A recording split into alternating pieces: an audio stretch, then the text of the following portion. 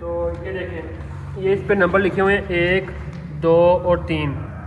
तो हमने इसे चेक करना है। जो इसके रीडिंग जो सी आनी चाहिए ना, वो 2 और 3 पे इसकी रीडिंग आनी चाहिए, और 1 और 2 पे और 1 और 3 पे इसकी रीडिंग नहीं आएगी। जो 2 और 3 पे रीडिंग आएगी वो आपकी ओम में आएगी 129 ओम, 130 ओम या 158 ओम तक आनी चाहिए।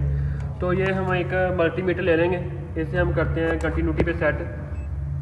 ये कंटिन्यूटी पे आ गया। तो अब हम इसे चेक करते हैं कि इसमें रीडिंग कैसे आ रही है। तो सबसे पहले हम इसे देखते हैं 1 और 2 पे, इस पे रीडिंग नहीं आनी चाहिए, तो इस पे हमारी रीडिंग नहीं आ रही। अब हम 1 नंबर और 3 नंबर इस पे चेक करेंगे, इस पे भी रीडिंग नहीं आएगी। ये देखें आप, इस पे रीडिंग नहीं आ रही। अब जाएंगे पीछे 3 और 2, इस पे रीडिंग आनी चाहिए। अब देखते हैं इस पे रीडिंग आ रही है कि नहीं आ रही। ये देखें, इस पे रीडिंग आ रही है 129।